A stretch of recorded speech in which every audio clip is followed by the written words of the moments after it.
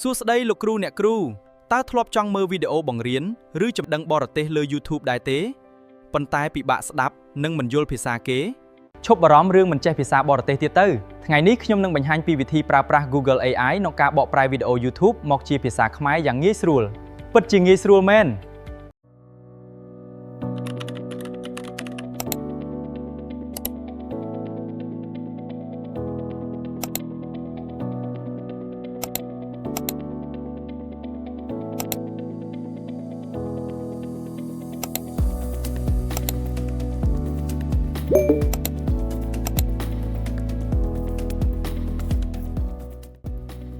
How they actually work. But here's the truth. Just learning the basics. ពួកវាជាអ្វីហើយវាដំណើរការយ៉ាងម៉េចប៉ុន្តែនេះជាការពិតគ្រាន់តែរៀនមូលដ្ឋានគ្រឹះនៃរបៀបដែល AI ដំណើរការអាចធ្វើឲ្យអ្នកកាន់តែប្រសើរឡើងនៅក្នុងឧបករណ៍ទាំងនេះទាំងអស់ឥឡូវនេះលោកគ្រូអ្នកគ្រូអាចក្រេបជញ្ជក់ចំណេះដឹងពីទូទាំងពិភពលោកបានយ៉ាងងាយស្រួលដោយមិនបាច់ខ្លាចរឿងភាសាទៀតឡើយ